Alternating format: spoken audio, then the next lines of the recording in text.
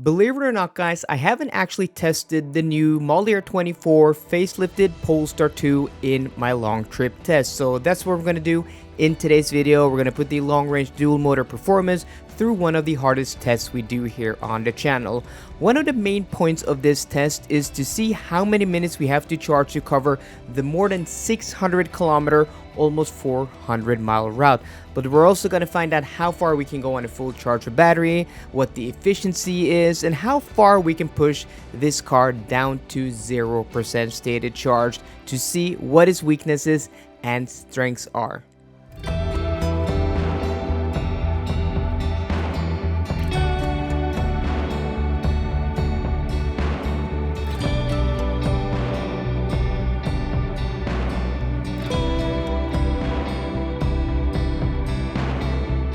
If you guys saw my range test of this Polestar 2 long range dual motor, we had pretty insane weather where it turned around several times during those 2 hours on the road. Sunny weather and then rain showers, colder temperatures, warmer temperatures. It was completely crazy, and that threw off, the whole range test and the consumption.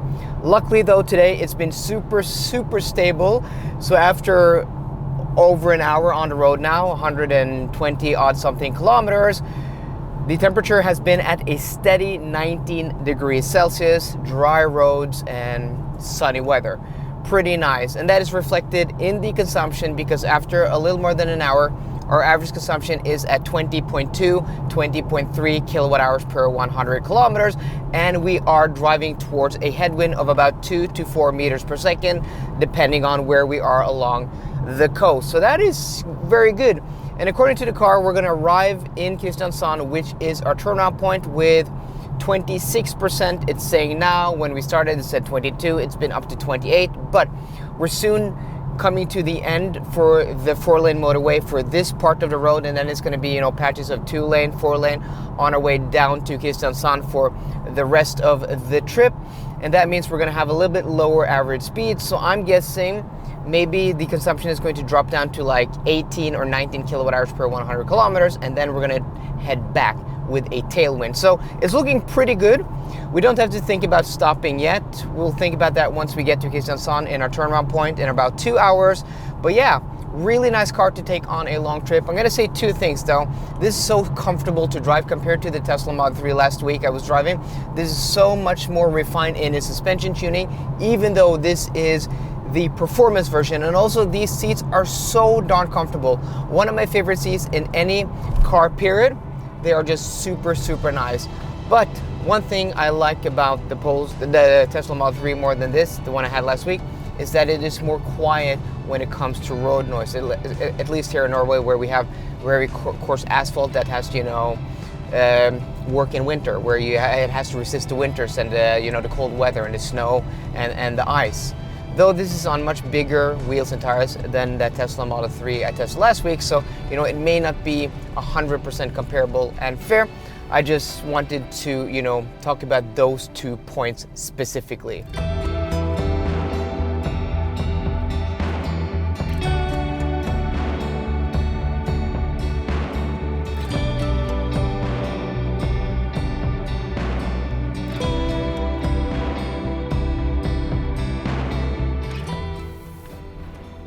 We've now arrived at our halfway point where we're going to turn around here in downtown Kristiansand in the south of Norway, or all the way to the south of Norway, almost. So we arrived here with 27% stated charge, and let's take a look at the consumption. So I'm just going to turn around the camera for you guys here so you can take a look. Look at that, guys. 18.6 kilowatt hours per 100 kilometers. That is actually pretty decent. The temperature has been between 17 and 21 degrees Celsius, so actually pretty nice and pretty decent. So according to the car, we're going to be able to go to possibly to the Ionity chargers in Brokelandsheia. We have 120 kilometers of range left in the battery, and it is 112 kilometers to go. So that's what I'm hoping for. The car wanted me to do a charging stop when I just put it into the navigation system, but I think we're going to be able to get there just about. So if we're able to get there, that means we are in for possibly a very good charging time in today's test. So let's get back on the E18 highway and then let's head back towards Oslo, and I'll see you guys, once we stop at our first and only charging stop, hopefully Brokelandsheia.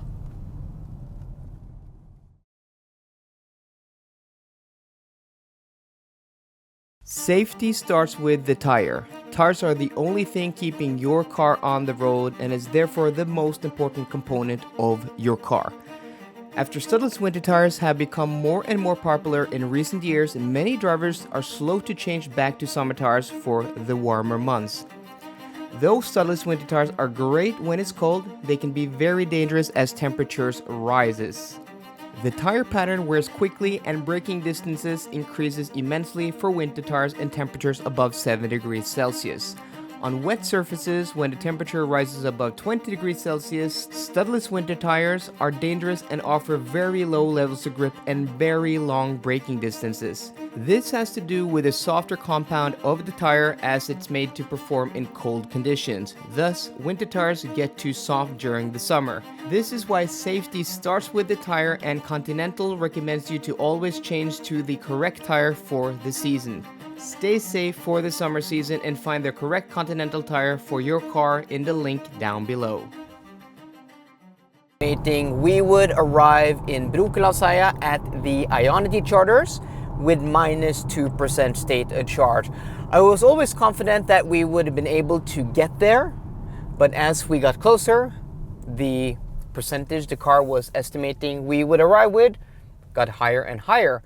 And now we're 280 meters away from the chargers up here, and the car says we're gonna arrive with 2% state of charge. So that is pretty awesome. I mean, the route planner in the Polestar 2, as always, very reliable. If anything, it underestimates just a little bit to give you a little bit of a safety buffer. But that means we're gonna connect here, and then we're gonna charge the car until it says we're gonna arrive back where we started with 0% state of charge. I think that is going to be enough. So they have a whole bunch of Ionity chargers here at this charging station. We're gonna choose this one, number 4. And before we hop out, I wanna grab the camera here and I wanna show you guys the actual numbers here. So as you guys can see, we have covered 412.7 kilometers with an average consumption of 18.6 kilowatt hours per 100 kilometers. So that is actually pretty good, and we are here with 2% state of charge. So let's see if we can connect here with one hand and holding the camera. Should not be a problem at all. And let's see if we can let that go. Some of these chargers, sometimes you have to hold the connector to the car while it is communicating, while it's doing, you know, the initialization. Because sometimes these charge connectors are a little bit worn, and if the gap is too big between the connector and the car, it will fail to communicate. But these, this was nice. This is very light, you know, the charger on these, or the connector on these ABB chargers. So let's see if this ramps up quickly. So we are now connected.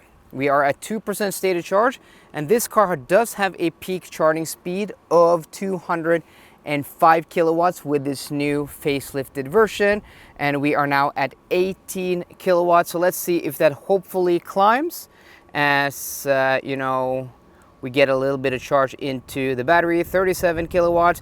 We may not see that peak charging speed before we are at like 10%. You know, most EVs don't charge very quickly below 10%. Usually you have to be at 10% to get that peak, but already at 100 kilowatts at 2%. Come on, Polestar 2. Show us what you got. 176 kilowatts. That is awesome. That is great. 202 at 3%. That's awesome that this car charges so fast, so low. That is really great. That makes, you know, more of that battery percentage or more of the battery capacity actually usable. You can go very low, you can trust the navigation system, you can trust your route planner, and when you're that low, you actually get that decent charging speed. 203 kilowatts at 4% state of charge.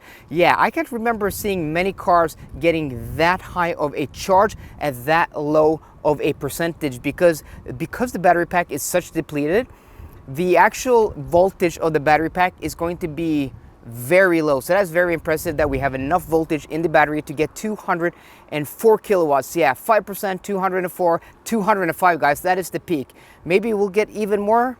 I don't think so. I think 205 is the most we're gonna see, and that's really good from a 400 volt battery. That is actually pretty awesome. Okay, so I put our destination where we started earlier today, SO in Släpenden, into the charger.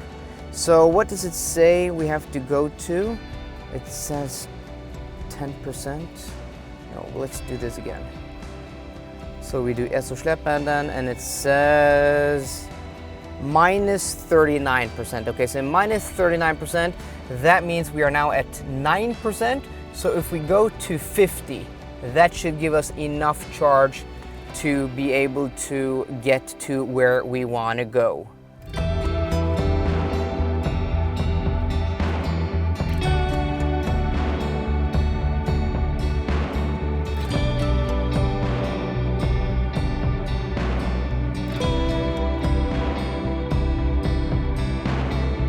Welcome back to SO in Släpenden, where we started this long trip test earlier today. So I left the charger in Brokelandsheia when the car said we were going to arrive here with 0% state of charge. But remember guys, according to the wind map, we did have a tailwind on our way back, and that is apparent because we actually arrived here with 6% state to charge, which is a lot more than what I was expecting us to arrive with. So that is very, very interesting. And also the consumption actually dropped from our halfway point when it was like 18.7 kilowatt hours per 100 kilometers down to 18.5 kilowatt hours per 100 kilometers. So that is also very, very good. So this is the first time I'm taking this new Model Year 24, the facelifted version of the Polestar 2 on this long trip test. I've done a few range tests with this. I did one last year in Munich when I had a demo car from Polestar Space in Munich, and also I did it the other day, but the weather was really terrible. But now today, really nice conditions between 17 and 21 degrees Celsius, a little bit of wind as I said, but pretty nice sunny conditions, and that is reflected in the actual time we had to spend charging, because you guys are here at the end of the video because you want to know how many minutes the Polestar 2 long range dual motor performance Model Year 24 facelifted version had to charge. Well, without further ado, this car charged for a total of 14 minutes. That is correct guys, 14 minutes. And I mean, if we charge even less because we arrived here with 6%, it could have done it maybe 13, maybe 12, maybe even 11 minutes, because yeah, that is a lot of percentage arriving here with. I like to push these cars to the limit. But either way, 14 minutes, one of the best times we posted in any all-wheel drive electric vehicle, period. And this is the least efficient version. So I'm pretty sure if I get my hands on a dual motor with the smaller wheels, non-performance, or even the long-range single motor, is going to be able to post possibly a new record.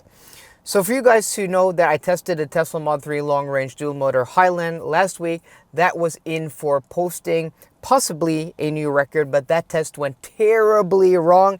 I'm going to link that video down below if you want to check out why. But today's results, very, very impressive. It shows that the Polestar 2 has been improved over the years, over the 4 years since it came out to market, and it just gets better and better. And even though theoretically, I think, you know, that long-range dual motor Tesla Model 3 would have beaten this in last week's test if, well, it didn't go terribly wrong, I still prefer this so much more to drive. The seating position is super comfortable. The seats are super comfortable. Just the interaction with the car and the cabin, the way it drives, the way the adaptive cruise control works. Yeah, it's such a pleasure to drive. My only complaint about this car is that there's a little more road noise than I would prefer on Norwegian roads. But yeah, other than that, it's an awesome car that has posted a great result in today's test. So guys, I hope you enjoyed today's video. If you did, please drop me a thumbs up down below. And for more car content, as always, please subscribe. See you guys later and goodbye.